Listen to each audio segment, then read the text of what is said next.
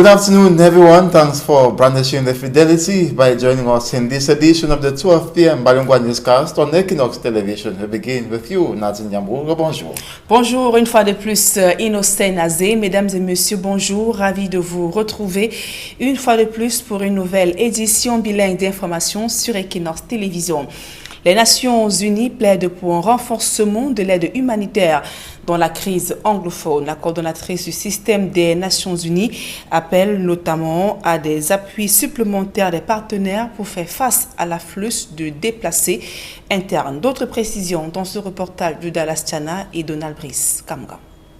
Des centres d'information, mais aussi d'évaluation pour la coordonnatrice du système des Nations Unies au Cameroun dans le sud-ouest.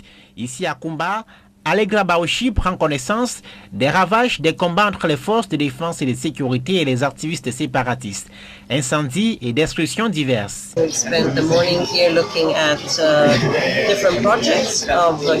Nous sommes venus voir les projets que conduisent ici les organisations humanitaires, mais aussi comprendre au mieux la réalité du terrain, mesurer les défis et voir ce qui est fait. Nous relevons que les déplacés sont confrontés à d'énormes difficultés.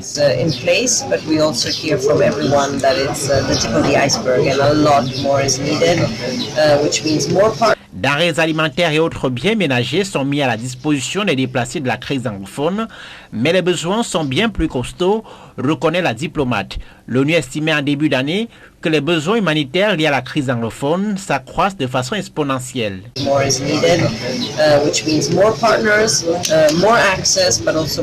Des moyens additionnels sont nécessaires. Cela demande forcément davantage de partenaires, plus d'accès aux dons pour les personnes déplacées, mais aussi plus de ressources. Nous sommes malheureusement confrontés à un déficit de ressources et le mois de septembre est très proche, mais cela montre à quel point nous devons encore nous investir. Le mois de septembre évoqué ici, c'est le mois de la rentrée scolaire au Cameroun. 600 000 élèves sont privés d'éducation dans le nord-ouest et le sud-ouest du fait des tensions sociopolitiques, renseigne l'UNICEF. Le gouvernement et les organisations internationales humanitaires sont en froid sur la distribution des dons aux déplacés. Le ministère de l'administration territoriale, chargé de la coordination du plan d'assistance humanitaire des pouvoirs publics, appelle régulièrement les acteurs internationaux à agir strictement sous son contrôle. Évoquons à présent le calvaire des populations de Isanja dans l'arrondissement de Yoko dans le Bas-Mekim. Du fait de la route complètement dégradée, elles éprouvent des difficultés à écouler leurs marchandises. C'est comme si cela ne suffisait pas. À quelques jours de la rentrée scolaire, la toiture de l'UNICES s'est volatilisée. Le reportage de Charles Melingui à Cyril. À Baliama, l'état des routes en dit long sur le niveau de désenclavement de ce village situé dans l'arrondissement d'Ombessa, département d'Umbam et Inubu. Comme vous voyez les mados là, les voitures souffrent là, donc quand on arrive là, il y a beaucoup de pannes qui tombent. Il y a les ganins, il y a les plaquettes, il y a les amortisseurs, il y a le moteur qui est en danger parce que ça peut boire l'eau. Donc on souffre trop, donc nous-mêmes, souvent même on regarde les voitures seulement.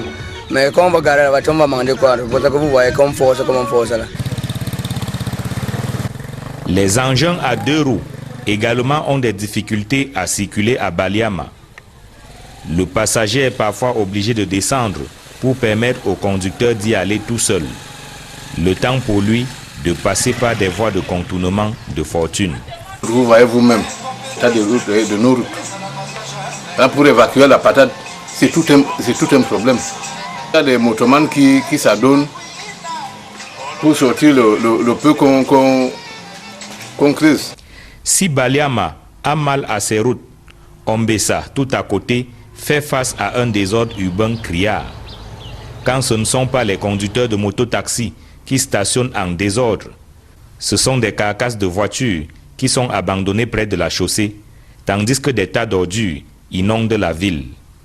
Toutes choses ayant retenu l'attention du préfet du département d'Umbam et Inubu, tout autant que la confusion des rôles entre les autorités municipales, policières et judiciaires au sujet de la gestion des fourrières. On a constaté qu'il y a une confusion entre la gestion de la fourrière automobile entre les mairies, les responsables de forces de maintien de l'ordre et le tribunal, le parquet. Donc, il était question de clarifier au regard de la loi et du règlement en vigueur les responsabilités des uns et des autres. Des clarifications qui viendront de l'exposé du procureur de la République près les tribunaux de Bafia au cours de la réunion de coordination administrative du département d'Umbam et Inubu.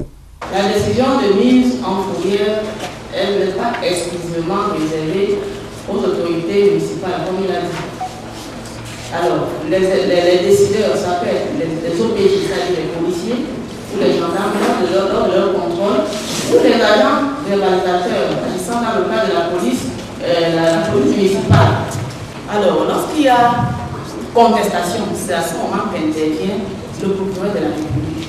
La réunion de coordination administrative du département d'Umbam et Inubu, délocalisée de Bafia à Ombessa, était l'occasion de faire le bilan des activités administratives, sociales et politiques organisées dans le département durant le semestre écoulé. Et vous avez dû le rectifier de vous-même, Aïe Cyril et Charles Melingui, qui revenaient justement sur ces batailles autour de la gestion des fourrières, notamment à Baliamba ainsi qu'à Ombessa. Et nous restons toujours avec Aïe Cyril et Charles Melingui, cette fois-ci du côté de Isandja, dans l'arrondissement de Yoko, dans le Mbamekim, pour vivre de près le calvaire des populations de ce côté et du fait de la route complètement dégradée. Elles éprouvent des difficultés à écouler leurs produits et comme si cela ne suffisait pas, l'unique CES, la toche de l'unique CES de la localité s'est volatilisée à quelques semaines de la rentrée scolaire. Reportage. La route Isandja-Yoko, un peu plus de 100 km dans le département d'Umbam-Mekim. Un véritable parcours de combattants. La situation est plus grave lorsque la nuit tombe et que vous êtes en panne. C'est à l'aide d'une torche que vous vous débrouillez à réparer votre véhicule. Nous avons autant de difficultés ici, telles que l'électricité qui nous manque, l'éloignement des centres de santé que nous n'en avons pas. Vous voyez que quand il faut intervenir en cas d'urgence, il faut parcourir au moins 15 km du côté nord et 17 km du côté d'en bas. Et avec l'état de la route même, c'est souvent des problèmes. Isandja n'a pas de route. L'électricité est un luxe ici, tout comme l'eau potable. Les enfants sont obligés de parcourir des kilomètres pour trouver une rivière perdue dans la brousse. Sur le plan de l'éducation, le CES de Isandja se résume en 2 bâtiments et une toiture arrachée. Une nouvelle pas du tout rassurante à quelques jours de la rentrée scolaire. Voilà le bâtiment qui doit abriter le CES cette année, mais qui n'est même pas encore toulé. Alors je pense qu'il faudrait que le gouvernement essaie de jeter un regard sur nous. Le CES, qui a été ouvert l'année dernière, on n'a qu'un seul directeur du CES. On a la classe de 6e, la classe de 5e qui s'ouvre cette année, mais on n'a pas de salle. Les agriculteurs à Isandja ont de la peine à écouler leurs produits. Ils les entassent à même le sol, dans l'attente d'un hypothétique véhicule en partance pour les centres urbains. Venant d'un Tui, Isandja est pourtant le premier village de l'arrondissement de Yoko, là où les autorités municipales ont entrepris quelques actions, à l'instar de la construction d'un centre commercial pour faciliter l'activité économique. Dans ce centre commercial, il y a déjà un marché à vivre pour pouvoir satisfaire ceux qui viendront du Grand Nord. Et là, nous sommes en train d'agrandir pour construire 20 boutiques, un grand hangar qui va prendre 32 comptoirs pour pouvoir satisfaire tout le monde. En prévision du boom démographique, l'exécutif communal de Yoko implémente en ce moment le projet de construction d'un château d'eau, ainsi que la création d'un nouveau quartier où seront délocalisés les services administratifs de l'arrondissement. Yoko étant désormais traversé par un axe lourd qui donne jusqu'à Lena, comme pour dire que là où la route passe, le développement suit.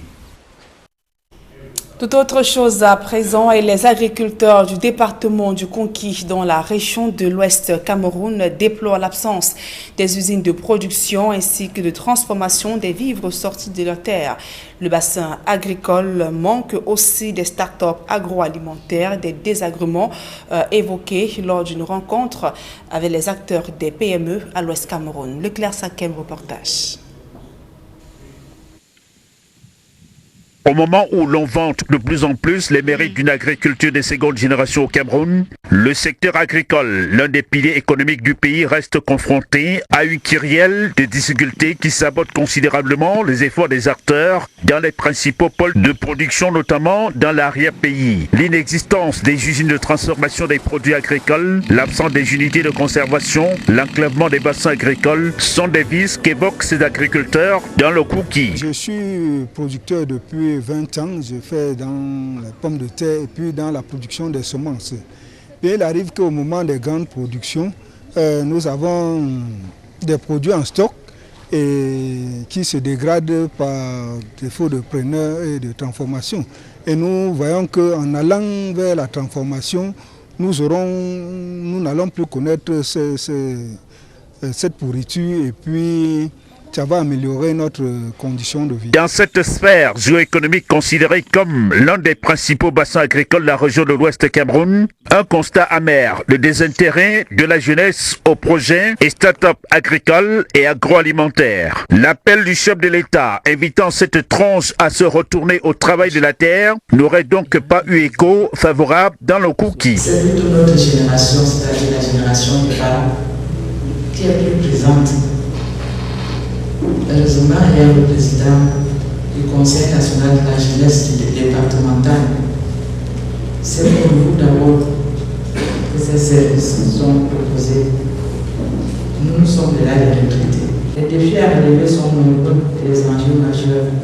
Mais le fait que le gouvernement nous donne une nouvelle opportunité de croissance et de développement par l'insertion de notre département dans le programme Transfagri est un signe que non seulement le Conquis est un bassin de production agricole, mais aussi a les capacités nécessaires pour transformer cette opportunité en un véritable succès. Pour surmonter les difficultés qui pousseraient à déserter le secteur agricole, tout comme les autres entreprises qui opèrent embryonnaires, une campagne de sensibilisation vient d'être initiée dans ce département par l'Agence de promotion des petites et moyennes entreprises antenne régionale de l'Ouest en faveur des acteurs de divers secteurs générateurs de revenus afin de les outiller sur les stratégies à privilégier pour une croissance optimale de leurs revenus. Vous qui transformez les produits agricoles et agroalimentaires, vous êtes artisan, vous qui valorisez les produits de transformation agricole et agroalimentaire par la production des emballages, la fabrication des machines et autres équipements. Vous êtes tous des acteurs, chacun dans un domaine précis, mais conjuguant tous vos efforts pour atteindre le même objectif, celui de faire atteindre l'industrialisation du monde rural au Cameroun. Peut-être un début de solution aux appels des principaux acteurs qui n'avaient que marre de voir le fruit de leur labeur s'évaporer faute d'accompagnement. Et la suite de ce journal, c'est en langue anglaise avec vous, Inonse Nazi. Exactly, Nadine Yambo. Good afternoon to you once more. Thanks so much for staying with us. Some 6 passengers were treated death when their vehicle drove off the Lumpenja road into the Mbete stream. That's in the Mungo division of the Little Wild region, are still thanking God for miraculously saving their lives and sparing them from any injury. That was over the weekend, and the vehicle plunged into the stream from the bridge when the driver tried dodging a fallen tree. More with Hemini Luga. The incident occurred at the Mbete Bridge situated along the Lum-Manjo stretch of road. It's been a lucky day for the travelers. We were inside the water, washing dresses. After a while, we discovered a thunder strike. Made a big bush. We had stick that was falling. Then after that, we jerked our head to look what was going on. We saw a bus, a 70-seater bus, that lost the way. That was trying to dodge the stick that was falling by the way. Suddenly, my brother that was in the water started running away. After a while, we saw another bus inside the water coming down. I started shouting Jesus. I said, but what is this? We saw that boss inside the water. Boom. My 2-3 brothers that were with us run inside the water to save those who were inside that car. The vehicle left Douala with 5 passengers on board, including a driver, making it 6, and drove off the economic metropolis towards its destination without any technical fault. It's exactly around Lum that the journey turned topsy-turvy. The vehicle was obstructed by a felled tree, making the driver lose hold of his steering. God has saved us. I saw that with my eyes. I have traveled without any problem. Suddenly, a tree fell and we dashed beneath the bridge.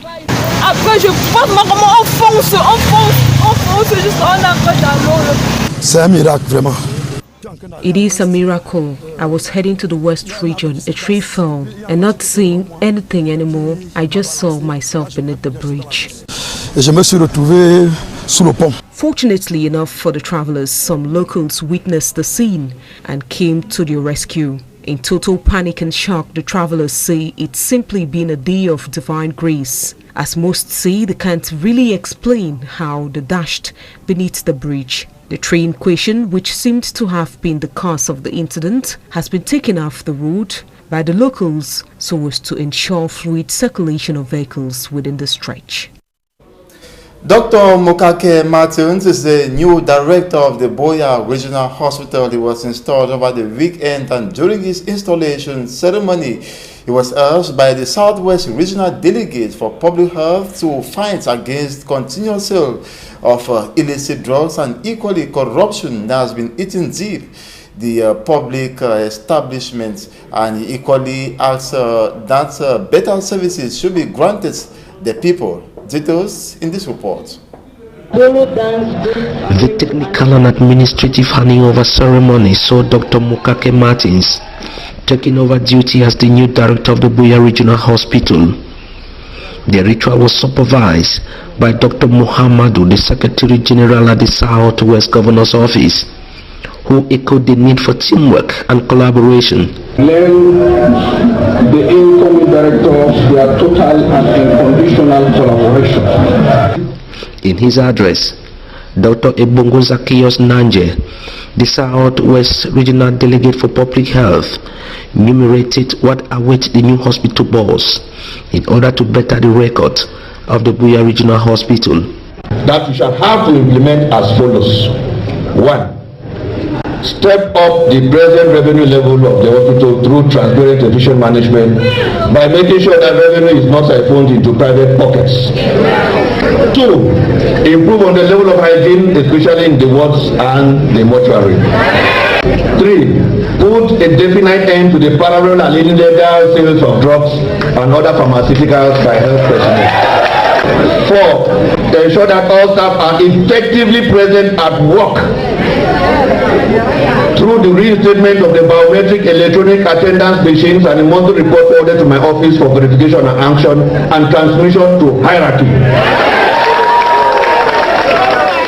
After his close to 10 years at the helm of the Buea Regional Hospital as director, Professor Eno Orok George, now outgoing, said the coming of Dr. Mokake Martins as the new director of the Buea Regional Hospital is his biggest achievement.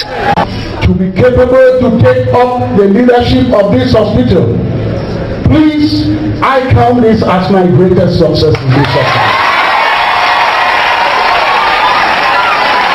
And the purpose too was to change some services here.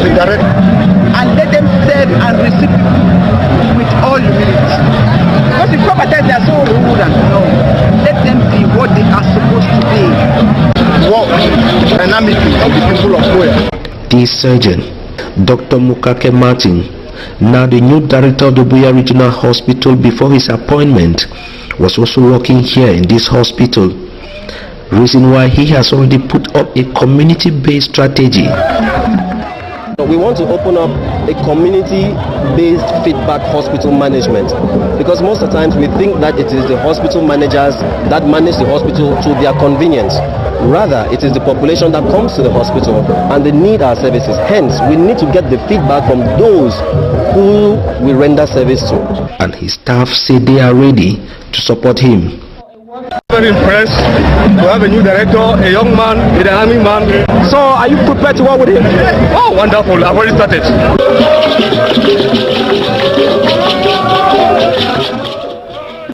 Allegra Baochi, United Nations Residence Coordinator, who doubles as the humanitarian coordinator for the United Nations in Cameroon, has reassured that the United Nations can't help Cameroon out of its ongoing socio-political impasse, and that Cameroon can do so on its own. Allegra Baochi made this declaration in Kumba during a visit to the Kumba District Hospital that was set ablaze last year. She noted that the humanitarian organization as well as the United Nations are there to assist internally displaced persons of the Anglophone crisis by granting them humanitarian needs. She equally noted that while at the hospital site, she noted that the hospital has not been reconstructed after it was destroyed during a crossfire between pro-independence fighters and the military. The population who were beneficiaries equally thanked the United Nations Residence Coordinator for the gesture. At the Kumba District Hospital, still, Dr. Songani noted that out of 18 medical doctors, there are now 7 remaining, while others ran away due to the crisis. The hospital, he noted, has no surgeon, and the 3 new medical officers posted to Kumba till date have not arrived. For more, here is an extract of Allegra Baochi, resident coordinator of the United Nations, who says that more humanitarian organizations need to come in to assist. We were able to come to Kumba, and we've spent the morning here looking at different projects of humanitarian organizations, and also trying to understand how the situation is evolving, what are the big challenges, but also some of the things that are already in place. So after having spoken to the displaced people, we've met the displaced people, we've met some of the beneficiaries of our projects, we've met a lot of partners, and it's clear that the situation is still very difficult, and it's good to see some of the projects in place, but we also hear from everyone that it's the tip of the iceberg and a lot more is needed, which means more partners, more access, but also more resources, because we cannot do this unless we get more resources. Unfortunately, our appeal is still very underfunded. We're 21% funded, and we're close to September, so that's very worrying to me. And coming here has just given me more energy, to go back and ask for more, because we see that we can help people. We have good projects on the ground, and there's so many people that are in need. So there's really no reason for us to not receive more resources. Thank you. The Senior Divisional Officer for the Nzan Division, Southwest Region of Cameroon, says everything is going or moving perfectly well for a hitch-free takeoff of schools in his area of command come September. The second, he, however, cautioned head teachers and equally principals if they dare send any child out of school for not paying PTA fees. More with Derek Jato. While recommending the Divisional Delegate of Secondary Education, time for actors to take action is now, and Mr. Fowan Lawrence, the Senior Divisional Officer from Nzan Division, is aware of this. The meeting of this morning was purposely meant for us to see how classes can effectively start in Nzan Division on the 2nd of September 2019. And we realized that despite the short notice, the hall was full to capacity. He says his back-to-school campaign drive is positively negotiating one of the last bends to the G-Day, September 2nd, 2019 in Nzan Division, his area of command. My sincere appreciation to some proprietors or head of school institutions for the laudable initiatives and actions they have already taken in preparation for school resumption. in what he considered as one of the last crucial meetings between the government and the academic stakeholders on the one hand and parents on the other. Mr. Fowang Lawrence, the senior divisional officer from Jian Division, brought in some modalities and the accompanying consequences if they are not respected to the latter. What becomes a principal, a head teacher of any school who will send away a student, a pupil, because that child has not paid duty fees? They have only paid it. Am I understood? He will later reiterate the government security assurances, and then the government security assurances. I dare say security measures have been put in place. The government is much more determined to succeed this year because for 3 years now, the Back to School campaign has been a hard nut to crack. Zite Intermancho BBC has reiterated the need for schools to resume in the northwest and southwest regions of Cameroon effectively come September the 2nd, 2019. He as well reminded that failing to do so is a big loss to Anglophone Cameroon and a big gain to other regions hosting some of the internally displaced children. While celebrating his third anniversary or birthday anniversary in jail, the Covenant Revolution leader implores reign of unity and understanding amongst Anglophones to enable them reap whatsoever objective they have. Mancho BBC regrets the fact that many who came after him with same or bigger charges have been released. He questions why his case is different, but believes God still does his work in his life. Serving a 15-year jail term, Mancho BBC adds he refused escaping from arrest and detention for his people. He reiterates readiness to die for freedom of all those incarcerated in connection to the Anglophone crisis. Mancho BBC also strongly believes the lights of the Most High shall one day shine upon him. And that's it for this edition of the 12 p.m. Badingwa Newscast on Equinox Television. Thanks so much for watching. We shall be back at 4 p.m. Do join us then. Nazin Yambou à 16h. Merci Chino Senazé. Fin de ce journal, mesdames et messieurs. Merci pour votre aimable attention.